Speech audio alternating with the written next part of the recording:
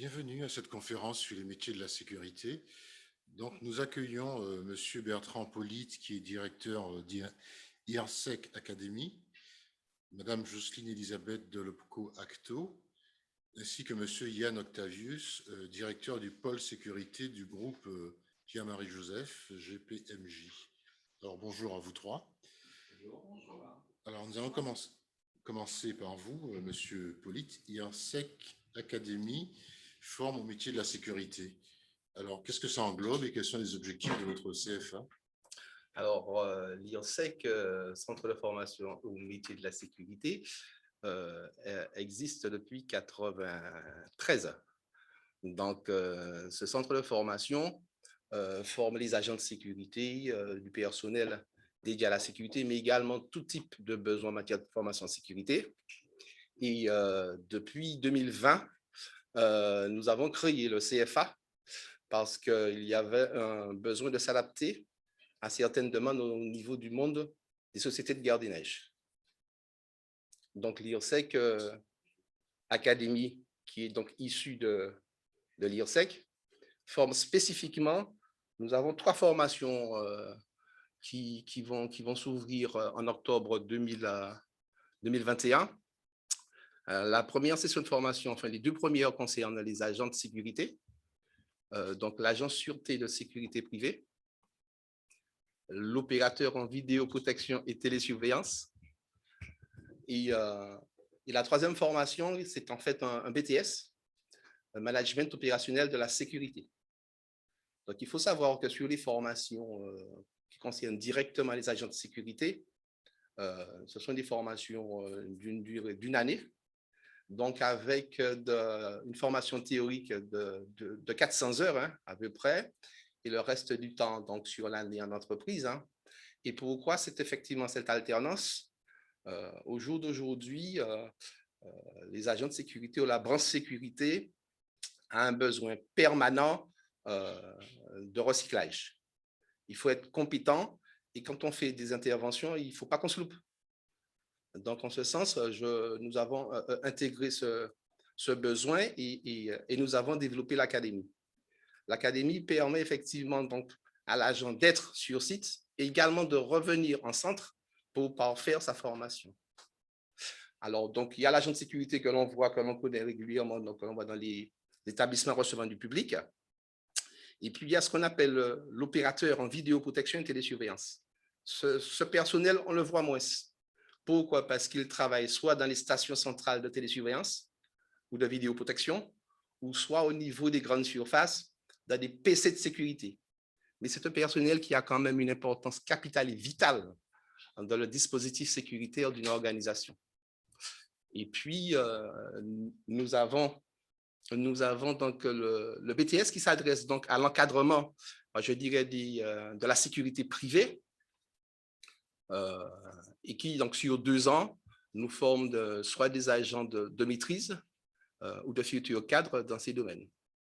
Alors, juste pour vous dire aussi que toutes ces formations, ce sont des formations réglementées et qu'à ce titre, il faut avoir des certifications Calliope pour pouvoir être habilité à dispenser ce type de formation. Que dire de plus sur nos formations? De façon globale, hein, je vous ai parlé spécifiquement des métiers en alternance, mais l'IRSEC a pour mission la formation technologique humaine en prévention, et ça, c'est important. Je vous ai dit que le centre a été créé en 1993 sous l'impulsion, moi je dirais, de notre président Pierre-Marie Joseph, qui, ayant ce besoin pour développer ses entreprises, a créé l'outil, mais qui aujourd'hui hein, est ouvert à toutes les organisations, toutes les entreprises de sécurité de la Martinique, de Guadeloupe et de Guyane. Voilà, un petit peu. Et il nous a donc, ça, ce sont des formations spécifiques pour les métiers de la sécurité. L'IRSEC forme également, je vous ai dit en matière de prévention, il n'y a pas que des spécialistes de la sécurité, en matière de prévention, toute organisation, et ça, ce sont des lois qui sont, des textes qui sont issus du Code du travail, ont des obligations sécuritaires. Et à ce titre également, donc l'IRSEC accompagne et forme dans ce domaine. Donc, les points forts du CFA, de par, je dirais, notre historique, de par notre âge, hein, plus de 26 ans, on a développé des liens forts avec le SDIS, le service départemental d'incendie et de secours, hein, la DETS, qui nous a permis, nous a accompagnés dans la demande d'habilitation, notamment du CFA et des certifications que nous dispensons. Et puis le CNAPS, qui est le Comité national des activités privées de sécurité. Le CNAPS, en fait, c'est l'organisme qui régit, qui réglemente la branche gardiennage, la branche de la sécurité privée au niveau national. Les points forts de l'IRSEC, c'est aussi un solide réseau hein, avec donc, différents partenaires. Hein. Je peux citer Surtimar qui nous accompagne dans le développement de nos formations en sûreté portuaire. C'est un spécialiste national. Le RSMA avec qui on a développé des formations en sécurité, notamment le CAP d'agent de sécurité à l'époque. Il faut savoir qu'à l'époque, les toutes premières formations qui existaient ou les toutes premières certifications, c'était la formation diplômante, le CAP, qui avait un inconvénient parce que cette formation était trop longue. Et les professionnels sur place ne pouvaient se permettre d'attendre 9 mois avant de pouvoir embaucher les élèves qui sortaient. C'est pour ça qu'aujourd'hui, on a des formats beaucoup plus courts hein, en matière de formation et qui correspondent bien précisément à l'attente de la branche sécurité privée. Bon, nous avons, je peux citer également aussi le centre commercial GEDIPA ou le centre hospitalier universitaire de Martinique. Ce sont nos partenaires qui nous permettent aussi d'effectuer un certain nombre d'examens, de validations, puisque toutes ces formations sont quand même couronnées par une validation pour le stagiaire. Et puis, nous appartenons au groupe Pierre-Marie Joseph, hein, je vous l'ai expliqué, hein, donc, qui est leader sur le marché de la sécurité privée, mais qui était aussi à l'initiative, qui a été le moteur, si vous voulez, de cette aventure et qui existe toujours et qui va encore exister, j'espère, encore bien longtemps. Voilà. Donc, là, les points forts du CFA aussi, c'est que nous avons quand même des salles de formation qui nous permettent d'accueillir des stagiaires, des groupes de 15 à 20 stagiaires, voilà. Donc des sections à taille humaine, et puis qui nous permet également de dispenser un accompagnement personnalisé, et ça en y tient. Ça, c'est se rapprocher, je dirais, des problématiques des stagiaires, des apprenants, de façon à les accompagner dans leur voie, dans leur débouché, dans leur développement, et puis dans leur réussite professionnelle. Donc, au niveau de l'IRSEC Academy, alors comment faire pour nous contacter? C'est très simple. Hein? Alors, on a été identifié par l'Académie, donc notre BTS est sur Parcoursup. Donc, un certain nombre d'élèves en terminale se sont inscrits, ils peuvent s'inscrire hein, pour les prochaines années. Donc, inscription très facile via Parcoursup, ou on peut nous envoyer un dossier à irsec.academy@gpmj.fr. Je précise bien que Académie, c'est A-C-A-D-E-M-Y, hein, pour ne pas se tromper. Sinon, on peut aussi intégrer, comme intégrer le CFA, lors d'entretien et de positionnement. Ça aussi, ça fait partie, si vous voulez, du rapprochement que nous avons avec nos futurs apprenants. On essaie de créer le contact en permanence avec eux. Bon, et l'inscription définitive se fait à travers effectivement la signature du contrat d'alternance. Je pense que Mme Elisabeth aura le temps de développer tout à l'heure. Très bien, merci beaucoup, monsieur Politz. C'est clair. Si je comprends bien, en fait, le CFA est venu s'inscrire dans un écosystème qui était déjà développé et qui avait déjà fait ses preuves sur le marché de la formation à la sécurité, pas seulement par apprentissage. Tout à fait, tout à fait. Ce sont bien moi je dirais les experts de l'IRSEC qui ont accompagné le développement du CFA, et je dis bien qui a répondu à une attente des professionnels. Est-ce qu'on peut dire que c'est un CFA d'entreprise, comme la loi permet d'en créer maintenant? C'est tout à fait un CFA d'entreprise. D'accord. Au pluriel, moi je dirais, parce que nous sommes ouverts à toutes les entreprises qui en feraient la demande. Hein. D'accord, très bien. Monsieur Octavius, vous êtes le directeur du pôle sécurité du groupe Pierre-Marie Joseph. De votre point de vue, pourquoi s'orienter vers les métiers de la sécurité? Et d'ailleurs, qu'est-ce qu'on pourrait dire, qu'est-ce qu'on pourrait passer comme message aux jeunes qui nous regardent et aux entreprises qui pourraient avoir besoin ou pas de former leur personnel et pourquoi par l'apprentissage? Bon, Il y a deux questions, en fait. Plusieurs questions, oui. Ben, je tâcherai d'y répondre. Donc, la première était pourquoi on pourrait s'engager dans les métiers de la sécurité, parce que c'est un secteur qui est absolument passionnant. Moi, je ne suis pas initialement dans ma formation spécialisée dans la sécurité. Donc, c'est un métier que j'ai découvert. Ce sont des métiers, en fait, parce qu'il faut parler de métiers au pluriel, que j'ai découvert il y a quelques temps quand j'ai intégré le groupe Pierre-Marie-Joseph.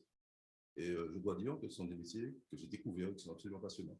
Passionnants par leur contenu, par leur diversité et par une approche aujourd'hui qui est une approche qui est très différente de ce que généralement nous avons de l'extérieur de ces métiers. Je veux dire par là que, on en parlait tout à l'heure, ce sont des métiers qui qui ne peuvent être exercés sans formation initiale. La formation est absolument obligatoire pour exercer, puisque la carte professionnelle qui est délivrée par le CNAPS, le Conseil national des activités privées de sécurité, l'obtention de cette carte est conditionnée évidemment à l'obtention d'un diplôme de titre professionnel aujourd'hui et qui fait l'objet d'un recyclage de manière très régulière. Donc, d'abord, avoir cette notion de technicité qu'on n'avait pas avant et que moi, je n'avais pas personnellement avant d'intégrer ces métiers, qui ne sont pas une légende, hein, qui sont absolument des nécessités pour l'exercice même du métier.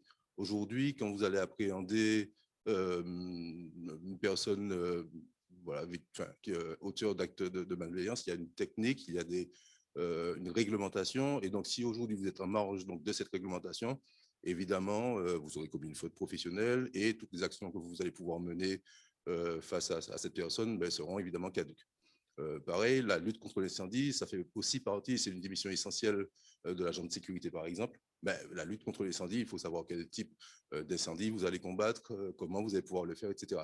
Donc, il y a là de vrais éléments techniques qu'il faut maîtriser et donc qui vous sont dispensés grâce à ces formations.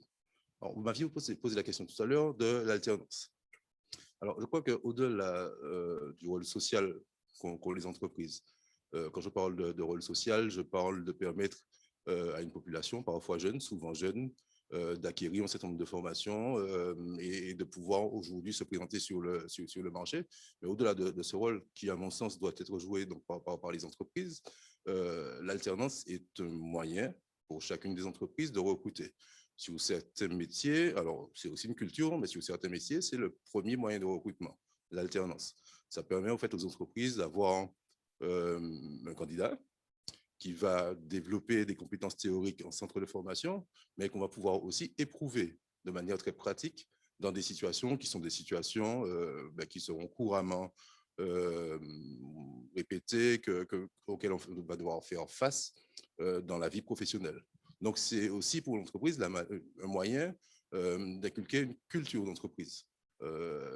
Aujourd'hui, on a des groupes aujourd'hui qui véhiculent des valeurs. Alors, le groupe Pierre-Marie-Joseph véhicule en tout cas un certain nombre de valeurs. Et donc, la transmission de ces valeurs ne peut pas se faire sur les bancs d'une académie aussi performante soit-elle.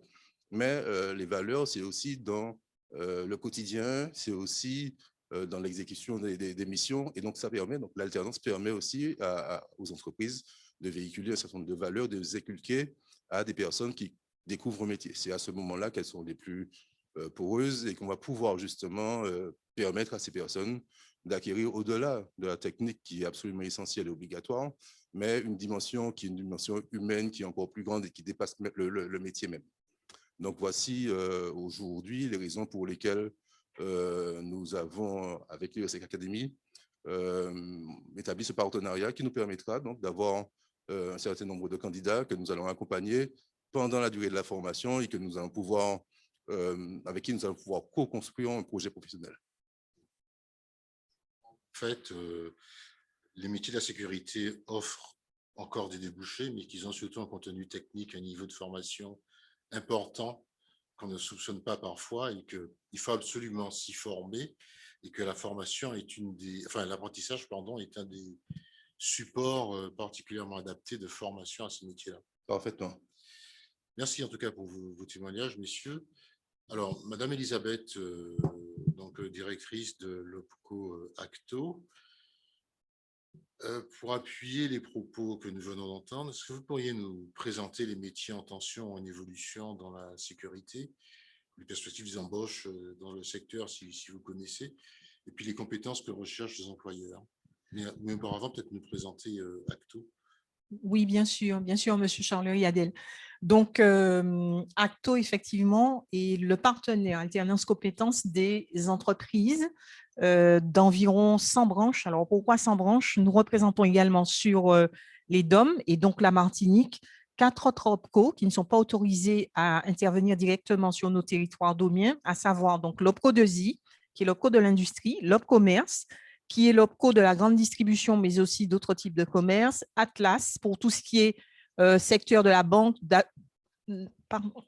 banque assurance, excusez-moi, banque assurance, et donc OPCO Mobilité pour toutes les entreprises qui sont liées au service de l'automobile, mais aussi tout ce qui est transport logistique, également les agences de voyage. Donc, notre vocation est bien sûr d'accompagner en proximité la performance des entreprises, mais à agir aussi sur l'évolution professionnelle des salariés. Et de ce fait, nous avons une action aussi qui est de plus en plus importante sur l'accompagnement au niveau de l'alternance, notamment des contrats d'apprentissage dont l'importance est de plus en plus grandissante au niveau de notre tissu économique. Donc, tout ce que nous menons comme action, nous le menons en partenariat actif avec des partenaires emploi-formation du territoire, à savoir la DETS, les missions locales, le Pôle emploi et bien d'autres encore. Alors, en ce qui concerne les métiers en tension et les perspectives d'embauche, alors, avant de passer aux évolutions éventuelles des métiers de ce secteur, je vous propose de regarder quels sont les métiers de la prévention sécurité. Donc, vous avez les agents de prévention sécurité, les agents de télésurveillance, agents de sécurité armés, les maîtres chiens, les agents de la sécurité incendie, les agents de sûreté aéroportuaire, et les agents de sécurité portuaire. Alors, quelles sont les évolutions que peuvent suivre ces métiers? Alors, il faut savoir qu'il y a un maintien soutenu des besoins sur les métiers qui sont déjà en tension. Tout à l'heure, M. Polite nous a parlé du besoin crucial en agents de prévention sécurité qui ne faiblit pas. Merci, M. Polite, qui ne faiblit pas. Et donc, il y a aussi des adaptations par rapport aux impacts du Covid-19, par rapport aux activités portuaires et aéroportuaires. Je crois savoir que le Covid a fait que vous avez dû réduire peut-être le nombre d'agents de sécurité, M. Octavius, sur les ports, notamment. Les besoins, évidemment, sont moindres aujourd'hui, puisque l'activité portuaire, évidemment, avec l'arrêt des croisières et l'activité aéroportuaire, qui a fortement diminué, ont provoqué effectivement des besoins beaucoup moins importants du point de vue des métiers de la sûreté portuaire et aéroportuaire. Voilà. Donc, on va passer à la slide suivante, si vous voulez bien. Alors, on va voir, je vous propose de voir en fait, en termes de prévention sécurité, les métiers en tension. Donc, vous avez effectivement les agents de prévention sécurité, les agents de télésurveillance et les agents de sécurité cynophiles ou encore maîtres chiens. Donc, les métiers qui recruteront à court et moyen terme, ce sont les agents de prévention sécurité, les agents de télésurveillance et les agents de sécurité cynophiles maîtres chiens. Donc, je n'ai pas abordé les deux autres aspects qui sont en cours d'analyse par le secteur. Donc, on va passer à la slide suivante. Merci. Donc, la question a été posée par la DETS de savoir quelle était l'adéquation de l'offre de formation des CFA par rapport aux besoins des employeurs de la Martinique. Donc, aujourd'hui, la réponse, effectivement, reste partielle puisque tout reste encore à faire. Et c'est la raison pour laquelle le groupe Pierre-Marie Joseph a décidé de mettre en place un CFA d'entreprise. Monsieur Polite, vous confirmerez? Vous confirmez? D'accord. Et donc, il y a forcément une nécessité d'adaptation complémentaire aux besoins de terrain par les CFA et aux évolutions à marche forcée aux évolutions des métiers, pardon. Donc, la dynamique est enclenchée. Il y a un gros travail qui est fait localement par le CFA de l'IRSEC pour pouvoir mener à bien la rencontre en fait de l'offre de formation et des besoins des employeurs qui sont exprimés. En termes d'impact de la crise sanitaire sur la filière, l'impact est important. Monsieur Octavius nous a expliqué tout à l'heure l'impact avec les incidences sur le tourisme, aussi bien sur le transport aérien que sur l'aspect portuaire, avec on va dire la réduction de l'activité des bateaux de croisière. Et donc, les perspectives pour l'instant sont incertaines sur ces deux secteurs liés au tourisme, puisque en fait, l'évolution sera liée en fait on dira, aux prochaines conditions sanitaires du Covid. Donc, je pense que vous êtes d'accord avec moi, messieurs, sur ces aspects? Parfaitement. On est dans un contexte globalisé, mondialisé, sur lequel on a évidemment, on suit l'évolution que vont avoir ces secteurs de l'aéronautique et de la croisière, du tourisme de croisière.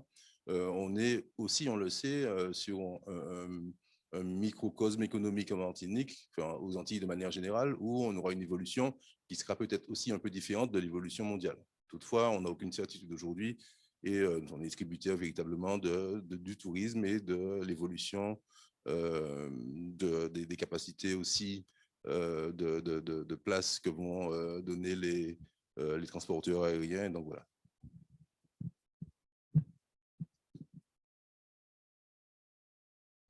Voilà. Donc, j'interviens sur un aspect particulier et je pense que mes deux co-animateurs de cet atelier le confirmeront certainement. L'entreprise, l'employeur aujourd'hui recherche certes des diplômes. Il recherche aussi à terme une expérience professionnelle. Toutefois, il est extrêmement important que les jeunes alternants ou futurs alternants se rendent compte que les compétences transversales de base sont aujourd'hui très importantes pour intégrer les structures des groupes et même des très petites entreprises. Donc, dans les métiers de la sécurité, il est primordial de pouvoir gérer son stress puisque vous êtes confronté régulièrement à des comportements, on dira, borderline, que vous êtes obligé de pouvoir maîtriser. Vous devez savoir gérer et résoudre des incidents, savoir vous adapter à des aléas, des situations d'urgence.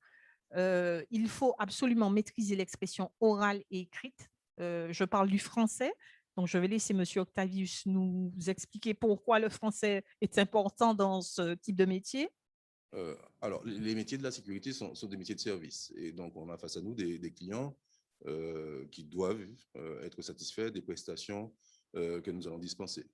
La satisfaction de la clientèle va passer nécessairement par une communication qui sera accrue et transparente avec le client, d'où l'intérêt d'avoir donc de maîtriser les codes d'expression orale et aussi l'expression écrite qui fera date et qui va pouvoir être archivée par le client et par nous-mêmes, évidemment.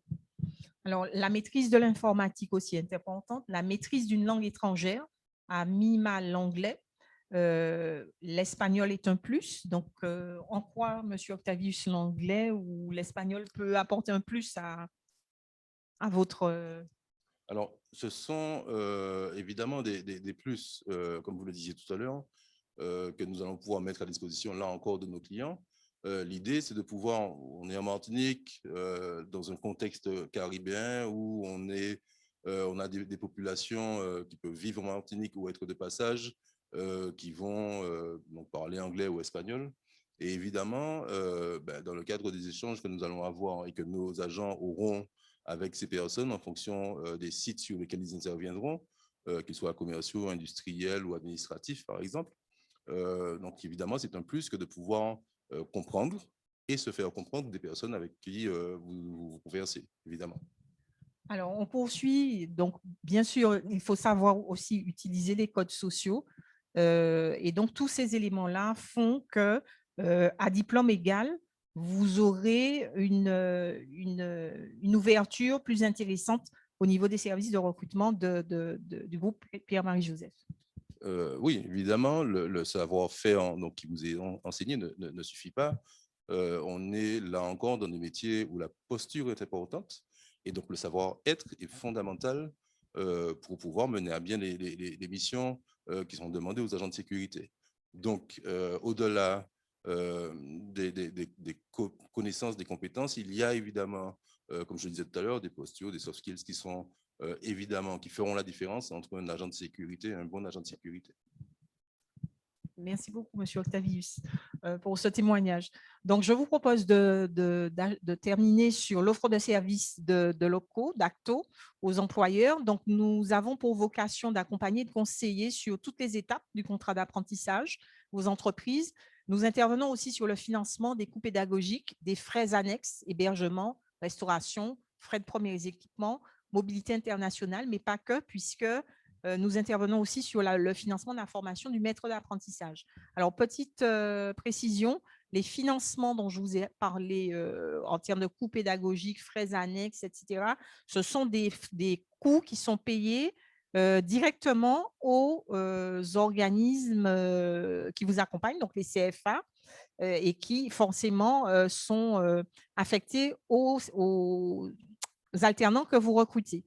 Donc, nous sommes aussi au relais d'information pour le plan Un jeune, une solution et également, nous facilitons l'accès aux aides de la CTM et de l'État puisque nous sommes le relais de leurs informations. Vous avez pour vous accompagner sur la mise en place de vos contrats d'apprentissage, les coordonnées d'Acto au 05 96 50 79 31 et l'équipe de conseillers, de chefs de projet et moi-même sont à votre disposition à votre disposition pour vous accompagner en ce sens. Et donc, pour achever mon propos, je souhaite lancer un appel aux chefs d'entreprise, leur demander activement de bien vouloir nous contacter absolument après avoir vu le CFA de l'IRSEC pour que nous puissions déterminer à quel OPCO vous appartenez, que nous puissions créer votre compte adhérent s'il n'existe pas, que nous vous accompagnions pour pouvoir saisir vos demandes de prise en charge sur nos systèmes, pouvoir vous envoyer l'accord qui vous permettra d'accéder aux aides de la CTM et de l'État. Donc, sachez que sur ces opérations, nous sommes bien sûr CFA de l'IRSEC et Acto, nous sommes partenaires puisque nous concourons à vous rendre ces étapes beaucoup plus fluides et en toute objectivité, faire en sorte que le parcours de vos alternants soit, on va dire, optimisé. Donc, je vous remercie de votre attention et je laisse la parole éventuellement à M. Octavius ou M. Merci, Madame Elisabeth. Si ce n'est que pour remercier effectivement la mise en place, la tenue de ce type d'atelier qui, je pense, fait partie du développement de nos centres de formation, mais qui aussi permet aussi aux apprenants de connaître l'offre de formation qu'il y a en Martinique, notamment dans le secteur de la sécurité. Encore une fois, merci beaucoup et à bientôt. Donc pour conclure, je suis tenté de penser, après vous avoir écouté, que bon, la sécurité est partout. Il y a des débouchés dans les aspects les plus classiques de la sécurité. Peut-être quelques incertitudes dans certains domaines comme l'aéroportuaire ou le maritime. Mais sachant que quand il y a incertitude, parfois quand les secteurs repartent, on se rend compte que quand l'activité reprend, il n'y a pas forcément suffisamment de main-d'œuvre qualifiée pour accompagner. Donc, ce qui confirme bien que même dans les ports et aéroports, il y a encore des perspectives dans la sécurité. Je comprends aussi qu'il y a un OPCO mobilisé, un CFA de pointe. Alors, je laisserai peut-être la dernière parole à monsieur. Oui. Alors, moi, je voulais simplement rajouter que les métiers de la sécurité aujourd'hui sont des métiers qui recrutent. C'est un secteur qui est clairement en besoin. On a besoin de personnes qui soient motivées pour intégrer donc, les formations qui sont proposées, notamment par l'IRSEC. Le groupe Pierre-Marie Joseph que je représente ici, lui a des besoins qui sont importants sur les métiers d'agent de sécurité, par exemple, mais ailleurs aussi. Donc, on vous invite à vous rapprocher de l'IRSEC ou du groupe Pierre-Marie Joseph pour pouvoir avoir plus d'enseignements et donc intégrer ces métiers qui sont des métiers qui, je le répète, sont absolument passionnants. Et donc, je vous invite aussi à aller dans le cadre de notre salon virtuel sur les stands de l'OPCO Acto et du CFA IRSEC Académie. Voilà, merci encore pour votre contribution. Merci à vous. Et à tous. Merci.